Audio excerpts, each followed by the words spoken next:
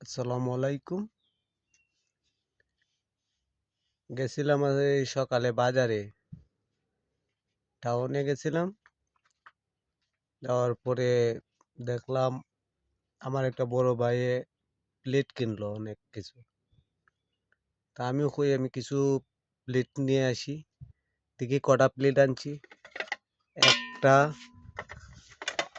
দুইটা, তিনটা, চারটা, পাঁচটা, ছয়টা, সাতটা, আটটা, নয়টা, 10টা, 11টা, 12টা।